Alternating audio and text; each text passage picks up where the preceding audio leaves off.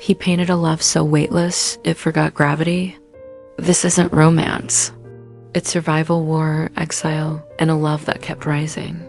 In 60 seconds, start in Vitebsk, Marc Chagall sees Bella, and love takes flight. Before we roll, share with one art lover, and comment where you're watching from and what time it is for you. The first time Marc Chagall saw Bella Rosenfeld, the world became light. It was 1909 in Vitebsk, a small town in what was then the Russian Empire. Snow fell in soft, uneven heaps along the wooden fences. Horses steamed in the cold, their breath forming clouds above narrow, rutted streets. It was the kind of winter that swallowed colors whole until Bella appeared and the world bloomed. Marc was 22, a poor student from a family of Hasidic Jews, already restless in his art school in St. Petersburg, already dreaming of painting not as others did, but as he saw, a world suspended between memory and magic. He had returned home for the summer, wandering the town's markets and lanes when a friend invited him to visit a wealthy family, the Rosenfelds. Bella was their daughter. She stood in the parlor that day, dressed in a dark gown, her hands folded lightly at her waist. She was barely 19, but her eyes deep, luminous, alive with quiet mischief, met his with such intensity that Marc felt something shift in the air. Later, he would write, "Her silence is mine, her eyes mine. It is as if she knows everything about me, my childhood, my future, my art. I feel I have always known her." They spoke little that first day. Bella's parents offered tea. Marc's hands shook as he tipped the cup. He hardly heard the conversation around him. He was too busy studying the curve of her cheek, the way the lamplight clung to her hair. She laughed only once at something her younger brother said, and that soundlight, quick, unguarded, lodged itself in his memory for the rest of his life. In the weeks that followed, Marc found excuses to visit. He brought sketches, ostensibly for her father's opinion, but always with the secret hope of catching Bella's gaze again. She, for her part, seemed to sense his intentions. Sometimes she would leave the room when he arrived, only to return moments later, offering tea or cake, as if nothing had passed between them. But in the smallest gestures, the truth grew. The way she lingered at the doorway when he left, the letters she slipped him, brief notes about the weather, a line from a poem, once just a single pressed violet. They fell in love quickly, as if they had been waiting years to recognize each other. The world around them was restless. Russia trembled with unrest. Whispers of revolution wound through the streets of Vitebsk. Jewish families faced the constant threat of pogroms, their safety precarious in a country that treated them as outsiders. But in Marc's mind, these shadows receded whenever Bella was near. She became his muse before she became his wife. In sketch after sketch, painting after painting, she floated sometimes literally through his dreamscapes, the girl in white against the sky, the beloved who could defy gravity itself. When he painted her, it was never quite the Bella others saw. His Bella glowed, her features softened into symbols of devotion, eyes that held the weight of memory, hands delicate yet strong. Her figure a constant presence in a world otherwise in motion. By 1915, war was consuming Europe. Marc and Bella married in a small ceremony, their vows spoken in the shadow of uncertainty. That night, he painted her portrait not as she appeared, but as he felt her, luminous, serene, suspended above the rooftops of their hometown. Their early married life was a blend of poverty and poetry. Marc taught at the People's Art School. Bella kept their small home warm and full of music. They read to each other by lamplight Pushkin, Gogol, Yiddish folk tales. Sometimes they walked through the snowy streets after dark, talking about the future, Paris, New York, a studio with windows so high you could see the clouds. But already, history was moving to tear them from that quiet life. The Russian Revolution swept through Vitebsk in 1917. The old order fell. The town changed hands again and again. Marc was briefly appointed Commissar for Art, a position that gave him a voice but also made him a target. The city's politics turned vicious, and the Chagalls, like so many others, began to look westward. Through it all, Bella was unshakable. In letters from those years, she wrote not of fear, but of her faith in their shared vision. "We will go," she told him, "wherever we must. But we will go together." The path ahead would lead them far from Vitebsk, first to Moscow, then to Berlin, and eventually to the city Marc had dreamed of since boyhood, Paris. But as they prepared to leave, Marc painted Bella once more, standing with her feet just above the ground, as if she had begun to take flight. Would their love remain weightless when tested by exile, poverty, and the dislocation of a world at war? Or would the gravity of loss pull them down, away from the dreamscapes where they had first met? When Marc and Bella Chagall finally left Vitebsk in 1922, the town that had been their universe for over a decade disappeared into a veil of steam and snow. The railway platform smelled of coal and wet wool. Soldiers moved through the crowd with rifles slung casually over their shoulders. They carried only what they could bear: a few trunks, Marc's paints and brushes, and the carefully wrapped portraits that held the spirit of their old life. For Marc, leaving meant escape from the political chaos that had engulfed his hometown. For Bella, it meant leaving behind the streets she had walked since childhood, the shop windows she had passed every day, the familiar weight of her mother's hand on her shoulder. But she did not falter. She moved through the station with quiet purpose, glancing back at Marc every few steps as though to reassure them both that the decision had been right. They traveled first to Moscow, a city in the throes of revolutionary zeal. There, Marc painted theater backdrops and illustrated Yiddish books, his style growing more daring even as the hunger and shortages gnawed at them. Their daughter Ida was born in 1916, and now, at 5 years old, she toddled between paint-stained canvases, her laughter cutting through the gray of ration lines and endless speeches. Bella kept the small household running on almost nothing. She bartered for food, sewed clothing from scraps, and found ways to keep Ida warm in the unheated rooms. When Marc's commissions brought in just enough money, she bought a single orange and divided it into 3 equal portions. Marc later told friends that Bella's strength in those years was not in grand gestures, but in the quiet, unshakable belief that they were moving toward something better. Still, Russia's doors were closing. Travel was dangerous, papers were scarce, and the political mood toward artists, especially Jewish artists, was turning unpredictable. Through contacts in the art world, Marc secured passage to Berlin. They left with the same battered luggage, carrying now not just canvases but the knowledge that returning might never be possible. Berlin in 1922 was a paradox. On one side, political instability and economic collapse. On the other, a feverish cultural renaissance. For Marc, the city's galleries and salons were intoxicating. For Bella, it was a constant adjustment, learning new streets, a new language, new prices for bread. She missed the easy conversations in Yiddish, the way the seasons in Vitebsk unfolded with a predictability that anchored the year.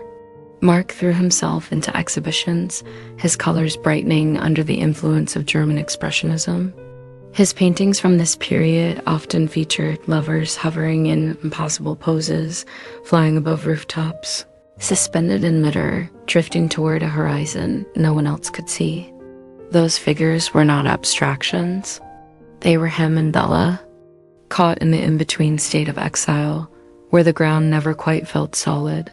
It was Paris, however, that held the promise they had always imagined. In 1923, with the help of art patrons, the Chagalls moved once more, settling in Montparnasse. The city was alive with artists, Picasso, Modigliani, Soutine, each chasing their own revolution of form. Marc found kinship among them, yet his work remained distinctly his own, steeped in the colors and memories of a Russia he could no longer touch. Bella embraced Paris differently. She became fluent in French, navigated the markets, and sought out Russian emigre communities where she could speak freely. She and Marc hosted small gatherings in their modest apartment, filling the air with the smell of tea and the sound of multiple languages overlapping. Ida thrived, attending French schools by day and absorbing the rhythm of her parents' artistic circle by night. Through all this, their love endured as a kind of private sanctuary. Marc painted Bella constantly, sometimes as a bride in white, sometimes as a figure gliding above a blue-green village, sometimes as a quiet presence at the edge of the frame. When asked why she appeared in so many of his works, he once said, "She is the air in which my colors live." But the air was changing. By the late 1930s, the dark tide of fascism was sweeping across Europe. Anti-Jewish sentiment, which had always lingered at the edges, now entered daily life. Friends left for America. Galleries quietly began removing Jewish artists from their rosters. Marc, ever alert to the symbols of danger, painted lovers in darker tones, figures clinging to one another as storm clouds gathered overhead. In 1940, with German forces moving into France, the Chagalls fled once more, this time to the unoccupied zone in the south. Even there, safety was fragile. Bella kept their papers close, ready for sudden departure. Marc, unable to work with the same freedom, poured his anxiety into sketches, many of which showed couples in flight, their bodies arched as though escaping a danger just out of frame. When the Nazi regime began deporting Jews from France, they knew it was only a matter of time. Through the efforts of American friends and the Emergency Rescue Committee, the Chagalls were granted visas to the United States. They boarded a ship in 1941, leaving behind not only Paris but the entire continent that had shaped their art and love. New York was another world loud, vertical, impatient. Marc, at first, felt unmoored, painting in fits and starts. Bella, ever his compass, sought out familiar textures in an unfamiliar land, the smell of rye bread in a Russian bakery, the sound of Yiddish in a market stall, the sight of spring flowers pushing up in Central Park. She coaxed him back into the work, reminding him that the canvas was still theirs, no matter the city outside. Yet exile has a cost that cannot be painted away. Friends in Europe vanished into the silence of war. News from Vitebsk was rare and grim. Bella knew they might never walk those streets again, never see the home where they had first stood in the same room, the snow falling outside. And yet, despite the hunger years, the uprootedness, the constant need to start over, her faith in their bond never wavered. She understood, perhaps better than Marc himself, that their love was not bound to a place but carried in the work they made together. When he painted a floating couple, she knew it was their own defiance of gravity, their refusal to be held entirely by any one country, any one fate. It was in America that Marc began to articulate, more clearly than ever, that his art was not an escape from the world, but a preservation of it. The lovers, the fiddlers, the upside-down roosters, all of them were fragments of the life he and Bella had shared, protected in pigment against the erasure of time. By the mid-1940s, they were beginning to think about returning to France, but history had one more upheaval waiting.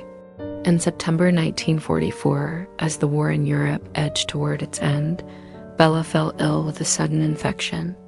Antibiotics were still scarce, and within days her condition worsened. Marc sat at her bedside, holding her hand, his mind refusing to accept what his eyes saw. This was the woman who had crossed continents with him, who had been the constant in every shifting landscape. She could not be leaving. When Bella died on September 2nd, Marc was inconsolable. He could not work. Friends visited, but he moved through the days like a man underwater. His paintings from that time are filled with absence, the lovers now separated, the village is muted, the sky is a dimmer blue. Yet even in grief, he could not stop painting her. She appeared in his work for decades afterward, unchanged, still floating, still luminous. In his memoir, he wrote, "For me, she still flies and will forever." Would Marc's art, filled with Bella's spirit, become the bridge between their life together and the years he faced alone? Or would the weight of exile and loss pull his colors into silence? After Bella's death in September 1944, Marc Chagall walked through his days as though color had drained from the world. In the New York apartment they had made their refuge, her presence lingered in the unwashed teacup on the kitchen table, in the shawl draped over the back of her chair, in the unfinished letter lying on the desk. The war in Europe was still raging, and news from their old world came in fragments. Bombed cities, lost friends, the devastation of entire Jewish communities. It was as if their shared homeland had been torn not just from the map, but from memory itself. And yet, Bella remained vividly present for Marc in dreams, in sudden flashes of remembrance, in the countless moments when he would turn to speak to her and realize she was not there. For months, he could not paint. His studio stood still, the canvases facing the wall, brushes stiff with dried pigment. Friends tried to draw him back into life, gallery owners urging him to work, artists dropping by to talk about exhibitions. But Marc could not imagine painting a world without Bella. She had been the constant in his wandering life, the thread running through every place and period. She was not only his wife, she was the grounding point for his vision. He wrote to friends, "I feel as though the whole world has become darker. I am alone in the sky we once shared." And yet, grief is not an enemy that remains static. Slowly, imperceptibly, Marc's mourning began to shift into a need to preserve Bella, not in photographs or keepsakes, but in the language he knew best: paint. One morning, in the cold light of winter, he turned a canvas toward him and began sketching her face, not from a photograph, but from memory. The eyes were the first thing, wide, luminous, full of a quiet mischief that had always made him feel he was the only one in on a private joke. Then came the gentle curve of her cheek, the dark hair gathered loosely, and finally the space around her, not a room, not a street, but the sky itself. When he finished, the figure was not standing on the ground at all. She floated above a blue-green village, her dress billowing slightly, her body weightless. Marc stared at the painting for hours before setting down his brush. It was Bella as she had always been in his work, not bound by gravity or time, untouched by war, untouched by death. In the years that followed, Bella appeared again and again in his paintings. Sometimes she floated beside him, their bodies angled toward each other in an embrace that defied the laws of the physical world. Sometimes she hovered alone, as though watching over the rooftops of Vitebsk or Paris. She became not just a muse, but a symbol of memory, of love that survives absence, of the life they had built together despite exile and loss. By 1948, with the war over in Europe slowly beginning to rebuild, Marc returned to France. He settled in the Côte d'Azur, far from the cold streets of Vitebsk, but the light there soft. Mediterranean awakened something in his palette. The blues deepened, the reds warmed, the greens turned luminous. Bella was in these colors too, her presence stitched into the light. Visitors to his studio often remarked on the tenderness in the Bella paintings. There was no bitterness in them, no shadow of the political violence they had endured. Instead, they seemed to distill a truth Marc had learned over a lifetime, that love, when lived fully, is a form of resistance. For him, remembering Bella was not an act of sadness, but of defiance against everything that sought to erase the life they had shared. He once told a friend, "I paint her as she should be seen, not as the world took her from me." In 1952, Marc married again, Valentina Vava Brodsky, a woman much younger than he, elegant and practical, who took on the role of managing his business affairs and protecting his time. Though Vava became a constant figure in his later life, Bella's image never disappeared from his canvases. It was not a competition. Bella's place in his art was fixed, untouched by the passage of time or the presence of others. Vava accepted this. She once remarked to a journalist that Marc's love for Bella was part of his genius, an element of his inner life that could not be separated from his work. Still, she ensured that Marc's later career flourished. Major exhibitions, public commissions, the creation of the stained glass windows for cathedrals and synagogues, the ceiling of the Paris Opera. Yet, even among these monumental works, there were always the smaller, more intimate canvases lovers. Flying above a village, a bride and groom suspended in embrace that kept Bella's presence alive. In 1947, 3 years after her death, Bella's own writing was published. Burning Lights, her memoir of Jewish life in Vitebsk, was illustrated by Marc. The book was more than nostalgia. It was a record of the world they had both lost. In its pages, Bella's voice emerged clear, vivid, and rooted in the textures of everyday life. The smell of fresh-baked challah, the music of the market, the quiet rituals of Sabbath evenings. For readers, it was a glimpse into the life that had shaped both of them.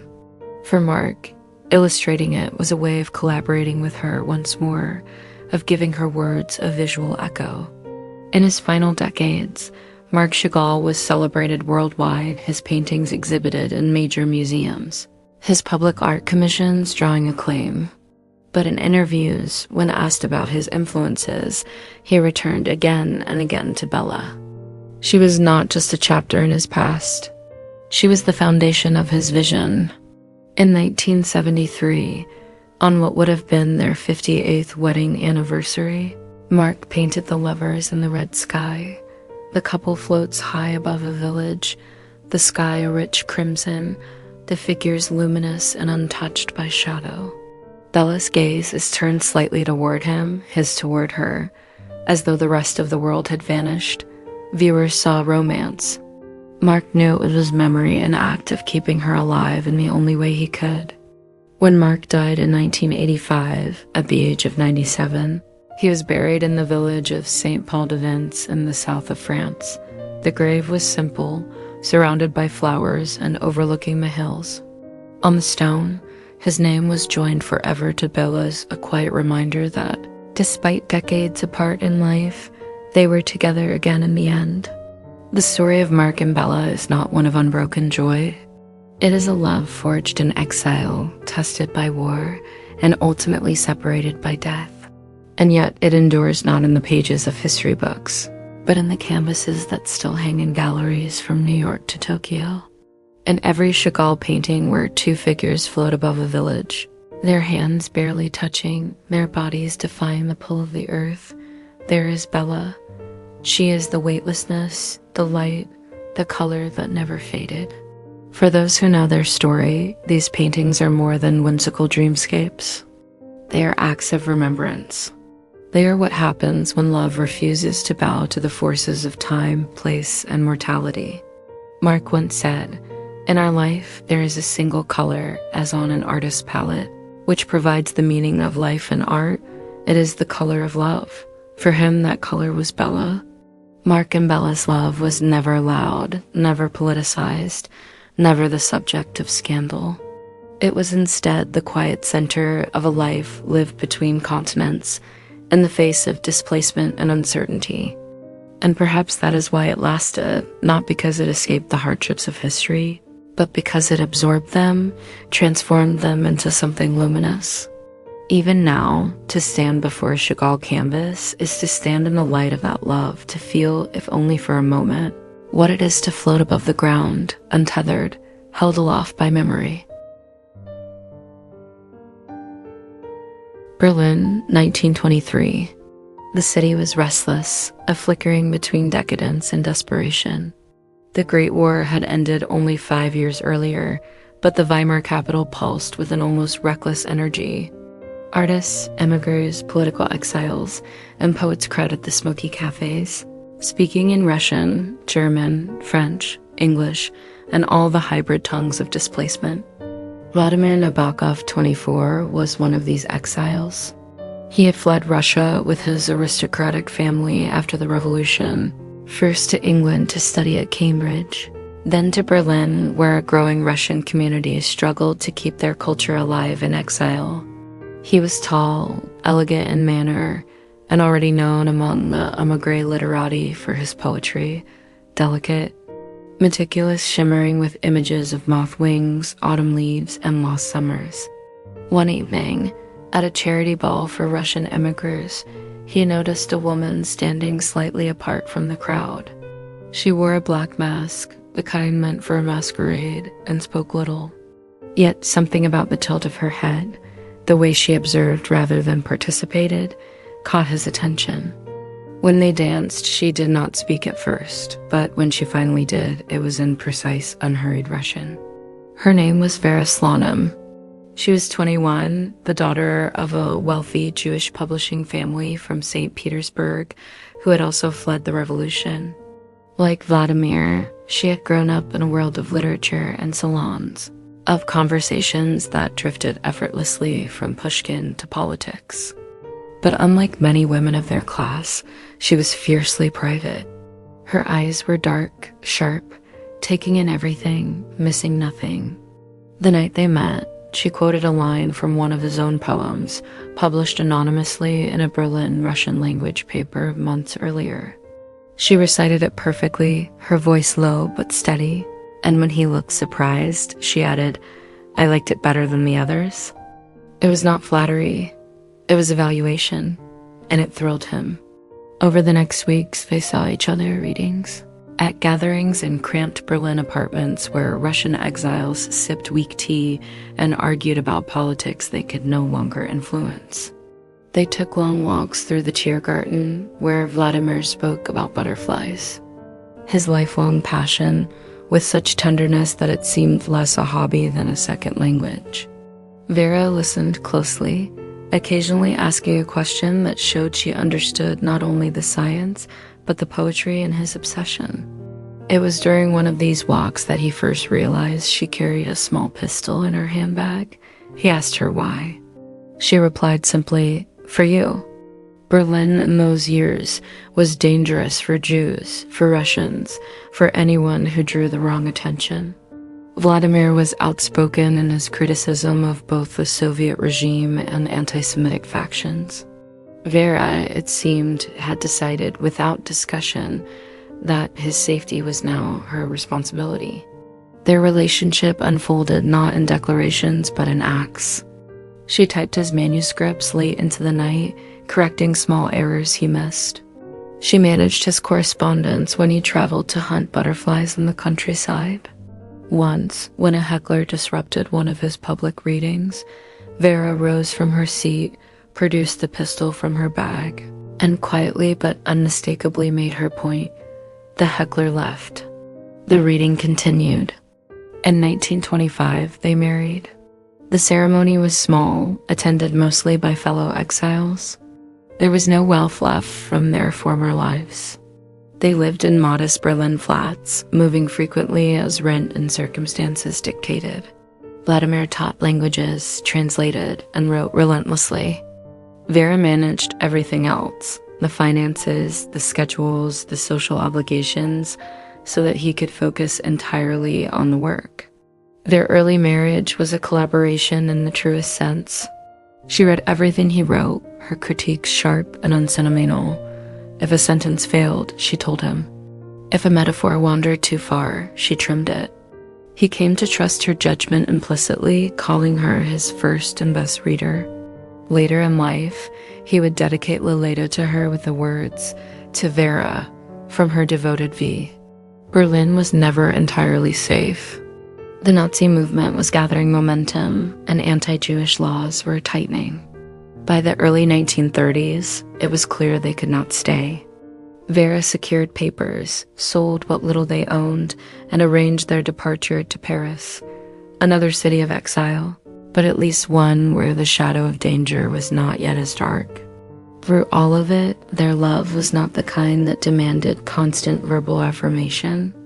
It was a daily, steady current beneath the visible surface, in the way Vera anticipated his needs before he voiced them, in the way he noticed when her hands were cold and took them in his without breaking the conversation. They wrote few love letters, but the partnership was woven into the fabric of their lives so tightly that separation was unthinkable. With this bond, forged in exile and tempered by danger, survived the upheavals still to come. Flight from Europe, years of financial uncertainty, and the relentless demands of a literary career that would soon explode into global fame. Paris, 1937. The city was in bloom, but the air was heavy with the scent of approaching catastrophe. The cafes along the Boulevard Saint-Germain were still filled with artists and writers, but conversations now ended in uneasy silences when the topic turned to Hitler. For Vera Nabokov, the danger was not abstract. As a Jewish woman married to a Russian émigré who had publicly denounced both Stalin and the Nazi regime, she lived with the constant hum of threat. Their life in Paris was a patchwork of survival and creation.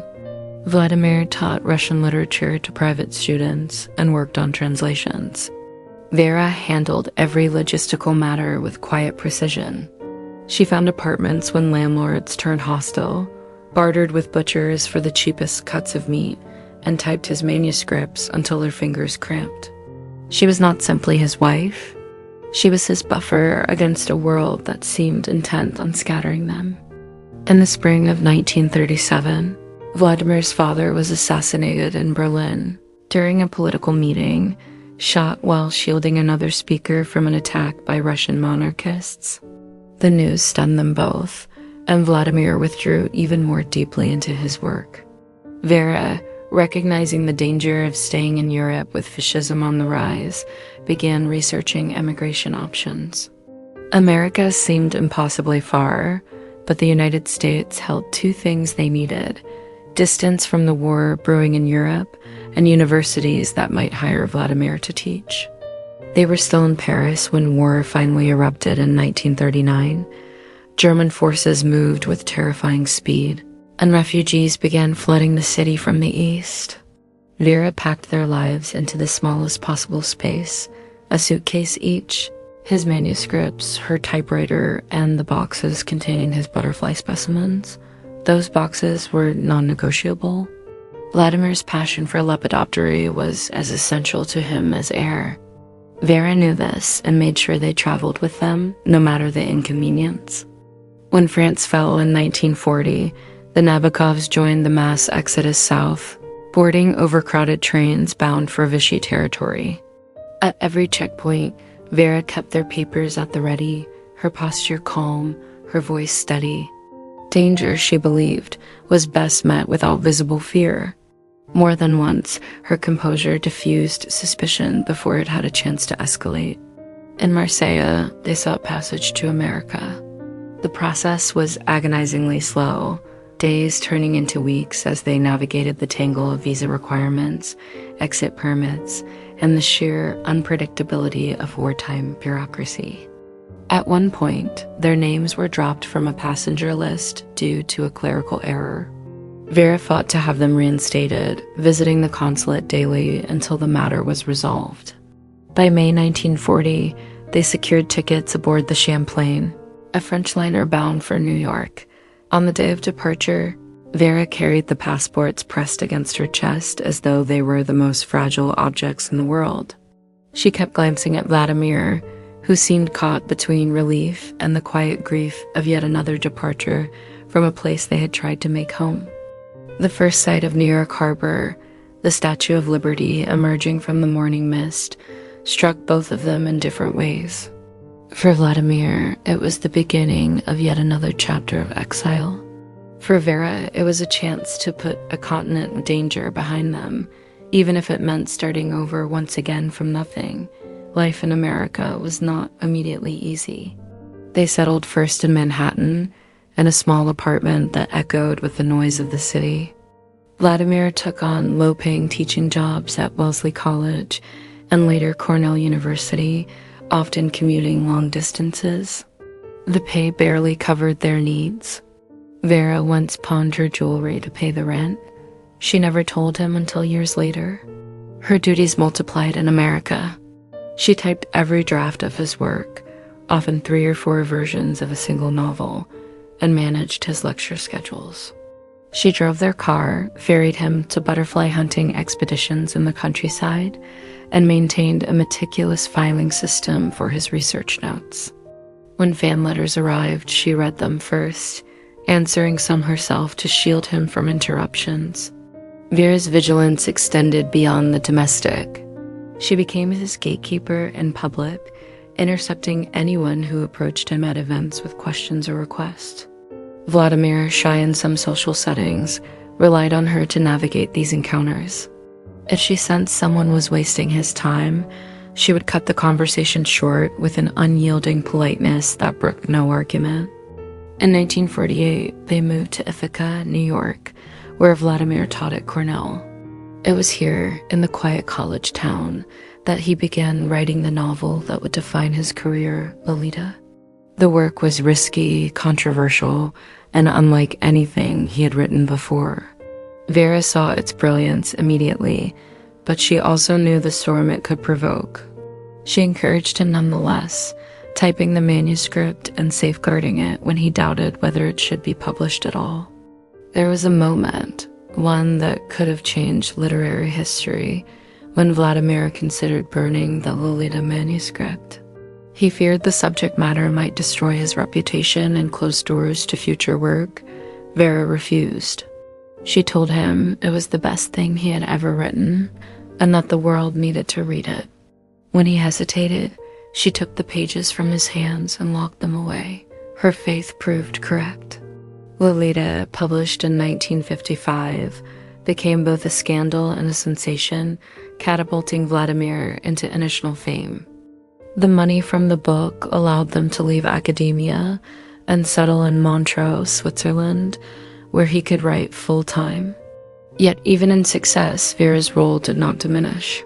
She continued to be his first reader, his fiercest defender, and the one person who could tell him without hesitation when a sentence needed to be rewritten. To the public, Vladimir Nabokov was the celebrated author, the charming polyglot genius. Few knew how much of his career depended on the quiet, relentless labor of his wife. Vera never sought credit. She did not publish her own work, though she had the talent. She rarely gave interviews and often refused to be photographed. Her priority was the preservation of his art and their shared life. Her sacrifices were often invisible, even to those closest to them. She endured the loneliness of his long butterfly collecting trips, the instability of their frequent moves, and the social isolation that came with being the protective barrier around a famous man.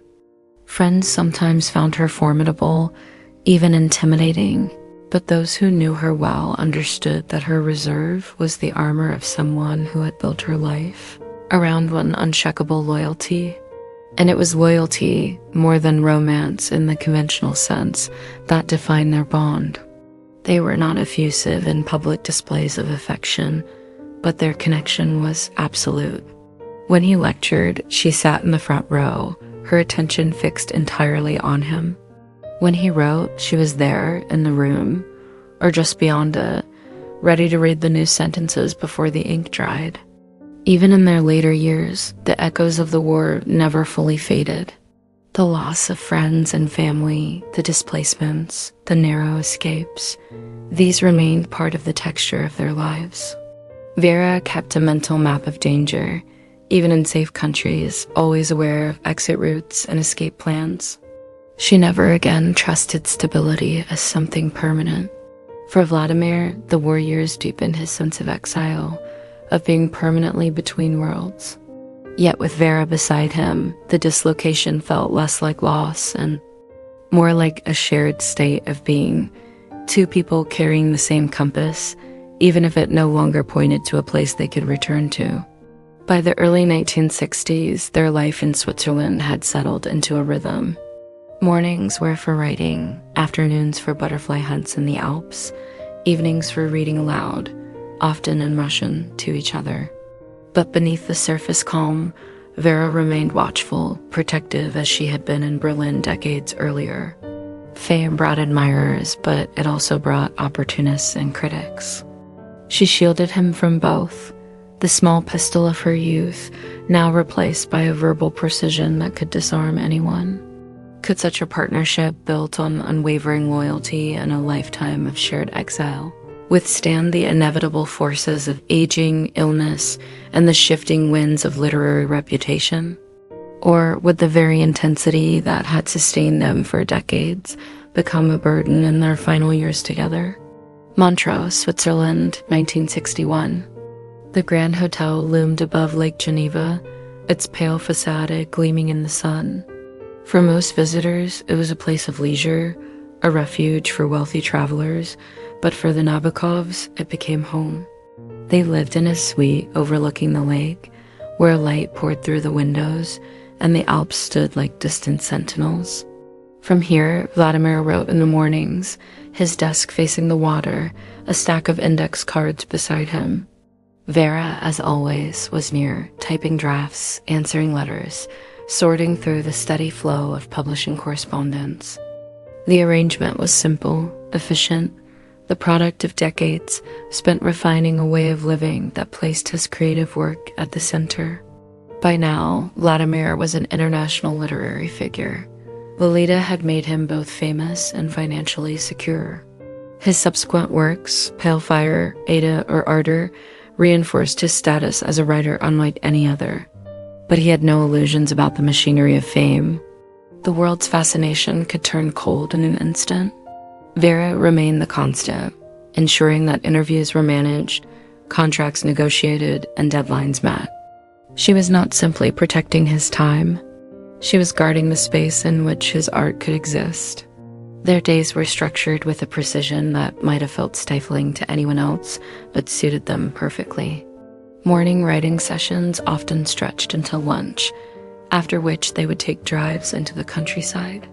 Vladimir still hunted butterflies with the same joy he had as a boy in Russia, net in hand, moving with surprising agility for a man in his 60s. Vera carried water, specimens, and a notebook, recording details of each capture. In the evenings, they read aloud to each other, sometimes Chekhov or Pushkin in Russian, sometimes passages from Vladimir's latest drafts. Vera's critiques remained sharp, her standards unrelenting. She was not a gentle reader. She was the first and fiercest line of defense against anything that fell short of his best. The 1970s brought a shadow to their carefully ordered life. Vladimir's health began to decline. The man who had once chased butterflies across alpine meadows found himself slowing, his energy less reliable. Vera became not just his editor and companion, but his nurse, managing his medications, speaking to doctors, and quietly adjusting their schedules to accommodate his needs. She rarely spoke of the toll it took. Her reserve, the same cool composure that had carried them through border crossings and bureaucratic nightmares, became her armor once again. To the outside world, she appeared unchanged, elegant, composed, entirely in control. Only in the privacy of their suite did the strain show, and the quiet sigh when she closed the door at night, and the way her hands lingered just a moment longer on his when she passed him a cup of tea. Even as his strength waned, Vladimir worked. The original of Laura, his final unfinished novel, was in progress when illness began to overtake him. The manuscript existed on hundreds of index cards, each containing fragments of scenes, sentences, and ideas. As always, Vera typed them, kept them in order, and guarded them as she had guarded all his work. By the summer of 1977, Vladimir's condition had worsened. He was hospitalized in Lausanne, and Vera visited daily, her routine unbroken even in crisis. She brought him books, read to him, and managed the endless logistics of hospital life. Nurses noted her calm efficiency, the way she absorbed information, made decisions without hesitation, and never allowed her composure to slip. On July 2nd, 1977, Vladimir Nabokov died at the age of 78. Vera, sitting beside his bed, was the last person to hear his voice. There was no public display of grief, no breaking down, She left the hospital with his belongings, as though completing one final errand for him. After his death, Vera's role did not diminish, it shifted. She became the custodian of his legacy, controlling the publication of his works, granting or refusing permissions for translations, adaptations, and scholarly studies. Scholars who underestimated her quickly learned that she was formidable. If a project failed to meet her standards, it did not happen. One of the most debated questions in Nabokov scholarship concerned the original of Lara. Vladimir had instructed that the manuscript be destroyed if he died before completing it. Vera, torn between honoring his wishes and preserving the work for posterity, kept it locked away. For decades, she refused to release it, saying she could not bring herself to burn it, but could not decide to publish it either. It was an act of love as much as indecision, a final, unresolved conversation between them. In the years after his death, Vera continued to live at the Grand Hotel. She kept his desk as it was, the view of Lake Geneva unchanged. Visitors described her as brisk but not unfriendly, her conversations still sharp, her memory for details of Vladimir's life astonishing. Yet those who knew her well said the light had shifted. Without him, the structure of her days became less defined. She still read, still managed correspondence, but the quiet was different. Not the productive quiet of a writer at work, but the stillness of absence. She outlived him by more than a decade, dying in 1991 at the age of 89.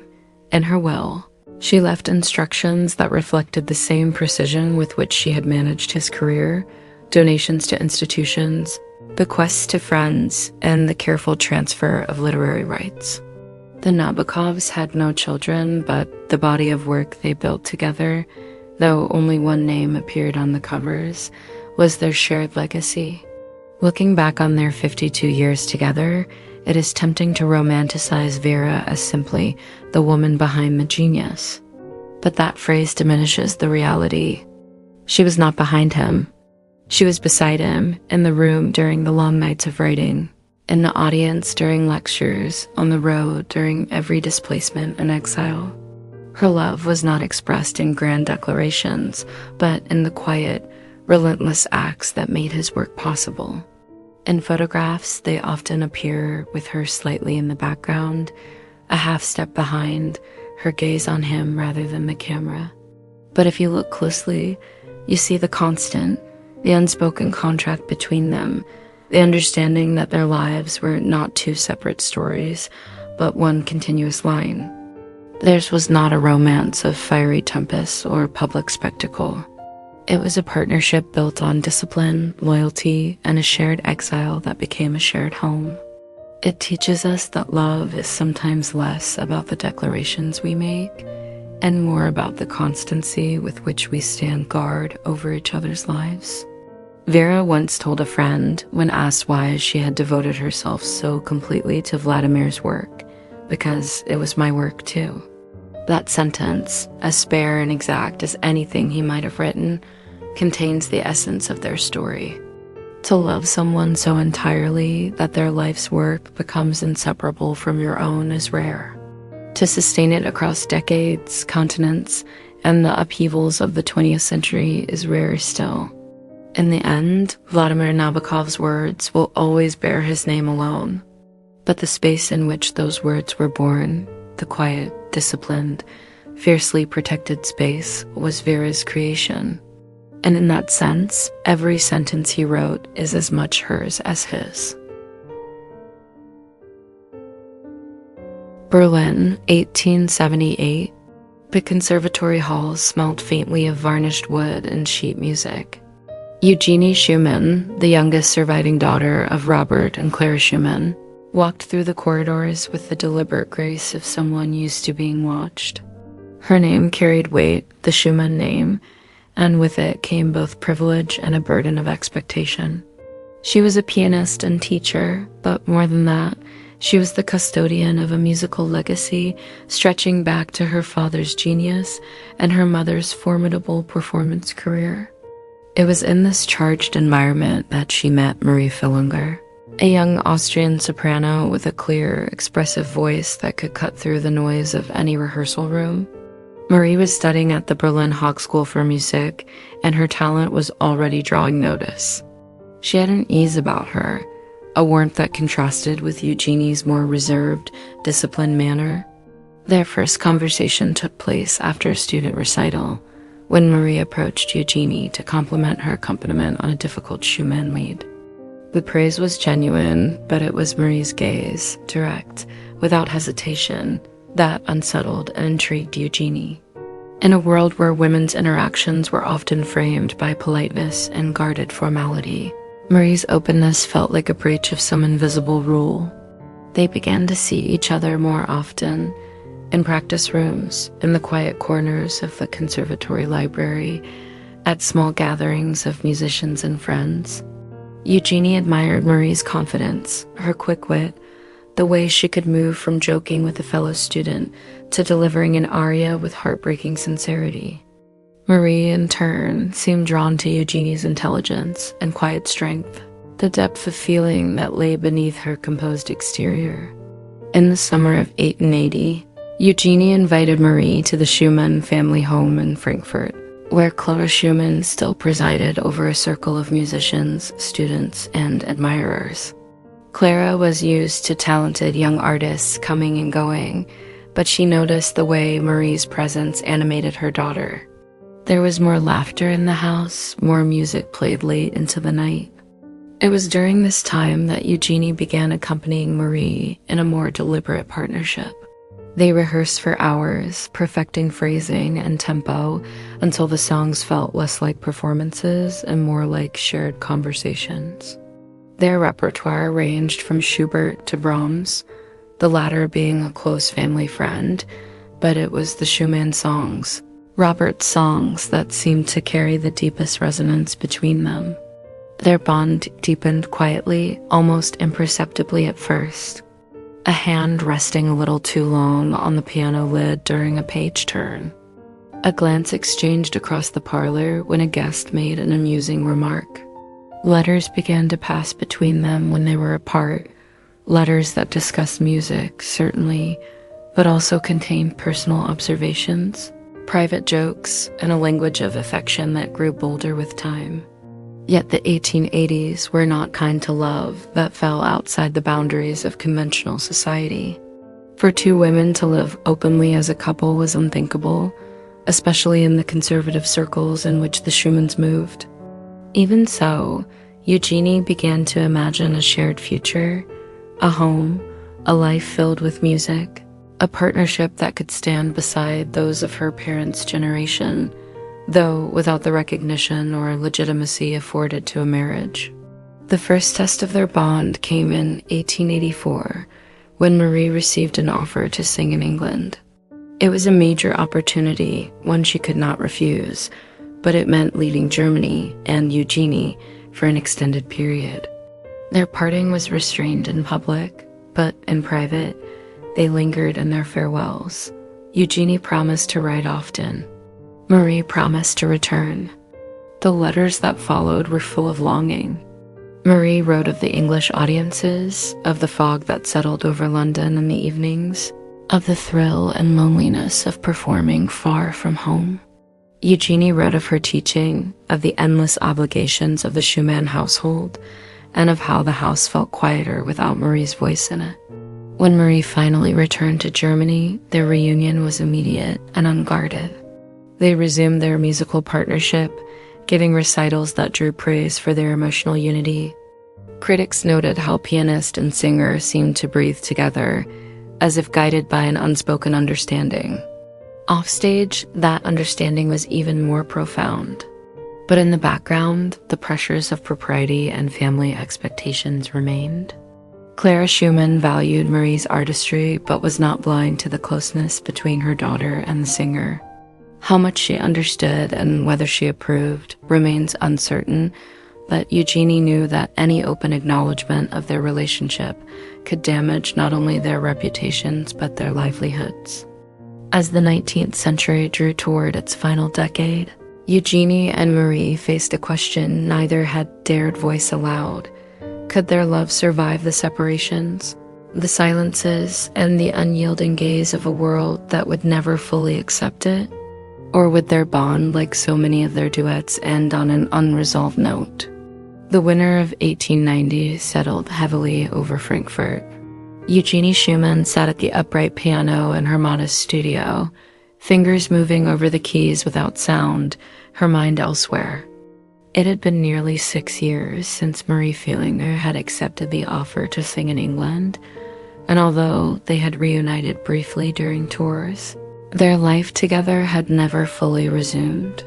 Each visit felt like a stolen interval between long rests, the music of their partnership broken into fragments.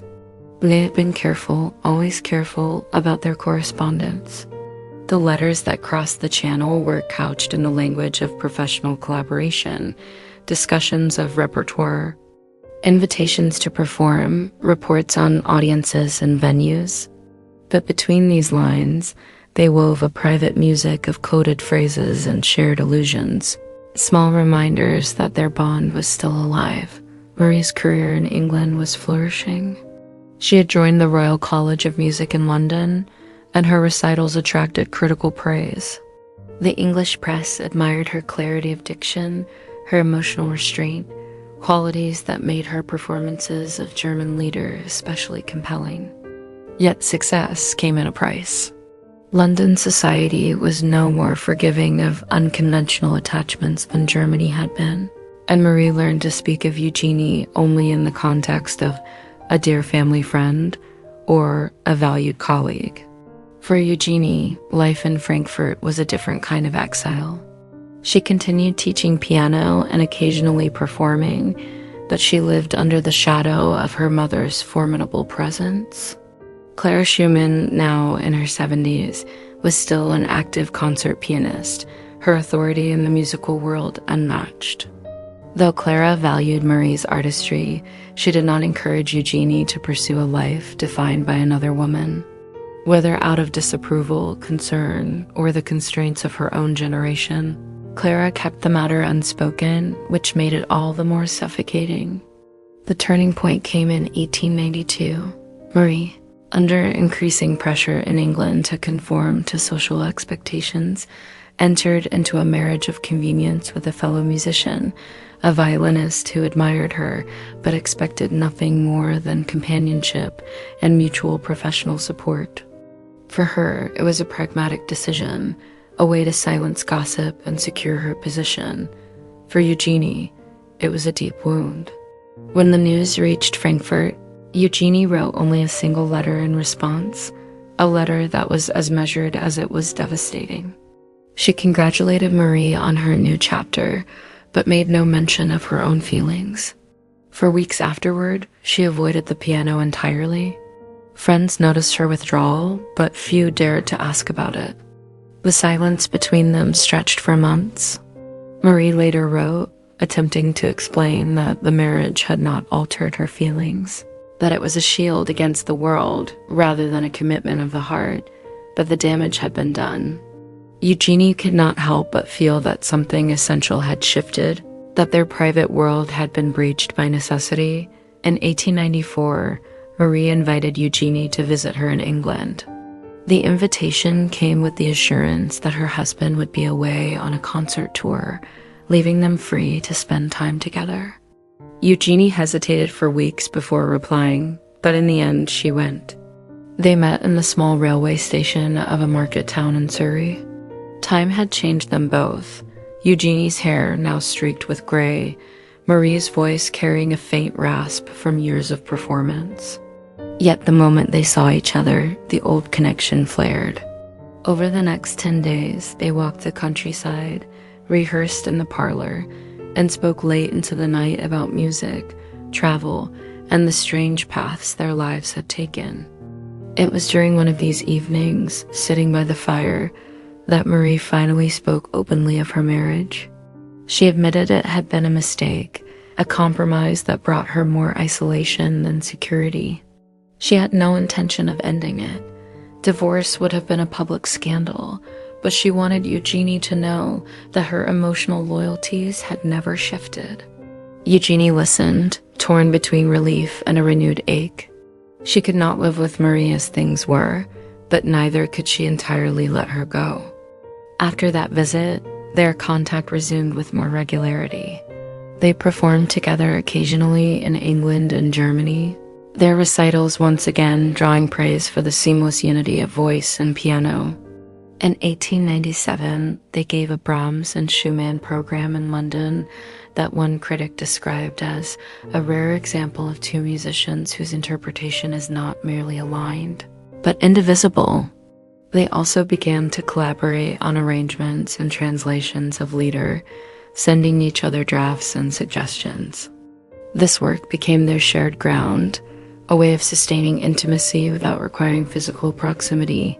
The act of shaping a song together, of debating the nuance of a word or a shift in tempo, was a continuation of the partnership they had forged years earlier, but distance was an unrelenting adversary. Letters could carry warmth, but they could not replace the quiet rituals of daily companionship, the shared meals, the glances exchanged during rehearsals, the sound of the other person moving in the next room. As the years passed, both women began to feel the weight of what they were missing.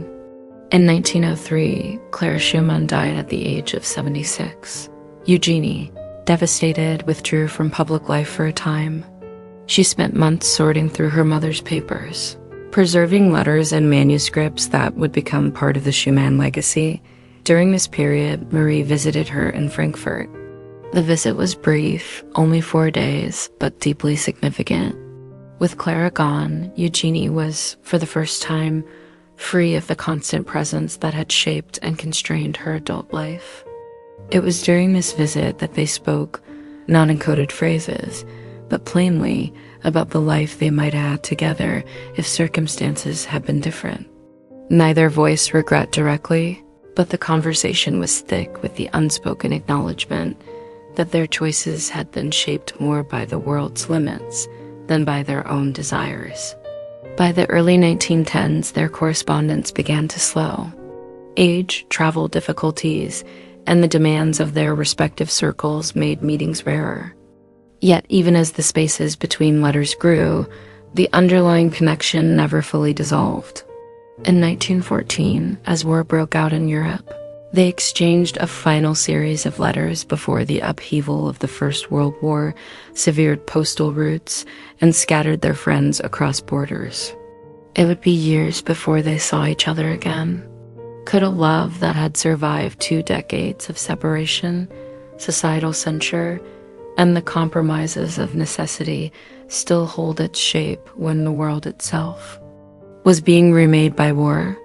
Or would the long silence between them finally turn their once shared melody into an echo?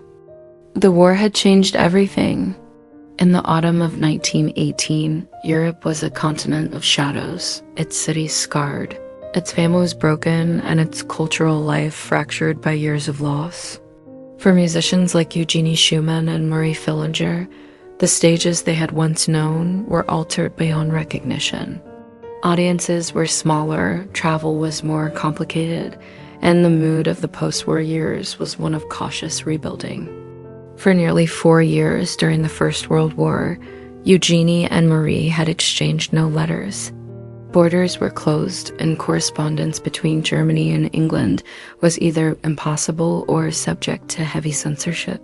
Rumors had reached Eugenie of Marie's health, whispers from mutual friends that the soprano's voice had lost some of its clarity, that she sang less often, but she had no way of knowing the truth. Then, in the spring of 1920, a letter arrived. The handwriting on the envelope was instantly familiar, firm, upright, unadorned. It was from Marie. She had survived the war, though her career was largely over. She was living quietly in South Africa, having accepted an invitation to teach at a small music school in Cape Town. The work was modest but steady, and the climate, she wrote, suited her. Eugenie read the letter twice, her fingers lingering on the paper. The thought of Marie halfway across the world filled her with both relief, she was alive, and a kind of aching distance that no letter could bridge. It would be another 7 years before they saw each other again. In 1927, now both in their 60s, they met in Zurich, a neutral ground between the countries that had once divided them. The reunion was quieter than their earlier meetings, the exuberance of youth replaced by the measured warmth of two people who had learned to value presence over words. Marie's hair was almost entirely white now, and Eugenie walked with a cane. They spent their days sitting in the garden of the small pension where Marie was staying, talking about music, former students, and old friends, many of whom were gone. At night, they played their songs, Schubert, Brahms, and always Robert Schumann. Marie's voice was softer, but still carried the same emotional truth that had first drawn Eugenie to her decades before. On the last evening of their visit, Eugenie accompanied Marie in Widmung, one of Robert's most intimate songs. When they finished, there was a pause, no applause, just the quiet of the room. "It has always been ours," Marie said softly. Eugenie did not reply, but her hand rested briefly on Marie's. After Zurich, their lives returned to their separate rhythms. Eugenie moved to Switzerland permanently in the 1930s, settling in the village of Villeneuve. While Marie continued her work in Cape Town, they exchanged letters regularly now, free from wartime restrictions, but neither attempted another long visit. Age and the demands of their teaching work made travel difficult. Their letters from this period reveal a deep, settled affection, no longer the urgent, coded messages of their youth, but a shared language of memory. They spoke of former pupils, of musical interpretations, of small daily events, the flowering of a garden, the arrival of a new piano, the success of a student's recital. Beneath it all was the unspoken understanding that their bond, though it had never conformed to the world's definitions, had endured in its own form. In 1930, Eugenie received word that Marie's health was failing. She was suffering from heart trouble, and her teaching duties had been reduced. Eugenie wrote immediately, offering to come to Cape Town, but Marie refused. The journey was too long, she said, and she did not want Eugenie to undertake it at her age. Instead, she asked for letters, as many as you can manage, to keep her company. Those letters became, in a sense, their last collaboration. Eugenie wrote about the changing seasons in Switzerland, about the birds she saw from her window, about the way Lake Geneva shifted color with the weather. She enclosed small sketches of musical phrases, ideas for settings of poems, even the occasional dried flower pressed between the pages. In April 1930, a letter from one of Marie's colleagues arrived in Villeneuve. Marie Fillunger had died peacefully in Cape Town, age 72. She had kept Eugenie's most recent letters by her bedside. Eugenie did not travel for the funeral. Instead, she played Widmung alone at her piano, the notes filling her quiet home. It was not a farewell, that word felt too final, but a continuation of the music. They had carried together for nearly 50 years. Eugenie lived for another 16 years. In 1931, she published her memoirs, Erinnerungen, which focused largely on her family and musical life. Marie's name appeared only briefly in the context of concert programs and teaching work. It was typical of Eugenie's discretion. Their story remained largely unspoken in public, preserved instead in the private archive of her heart. When she died in 1958 at the age of 93, she left her papers to archives in Switzerland and Germany. Among them were carefully tied bundles of letters, some from famous musicians of the 19th century, others from friends and pupils. And in a separate packet, the letters from Marie. They were not destroyed, as Eugenie could easily have done, but preserved. Whether she intended them for future discovery or simply could not part with them, we cannot know. It is from these letters that the contours of their relationship can be traced, the music that bound them, the separations that tested them, the endurance of a love that never fit neatly into the conventions of its time. Their story is not one of sweeping declarations or dramatic sacrifices. It is the story of two women who found in each other a musical and emotional counterpart, and who, despite the obstacles of geography, social norms, and time, maintained a connection that shaped their entire adult lives. It reminds us that love does not always require possession to endure. Sometimes it is enough to share a language, in their case, the language of song, and to carry that language forward, even when miles and years intervene. When we hear the opening notes of Widmung today, that tender rising phrase, that blend of intimacy and devotion, we can imagine Eugenie at the piano and Marie beside her, voice and keys in perfect accord. The applause may have faded, but the music they made together still resonates, somewhere between the lines of history and the silences they kept. When Widmung begins, their letters answer from a quiet piano. If that stayed with you, like share and comment still singing,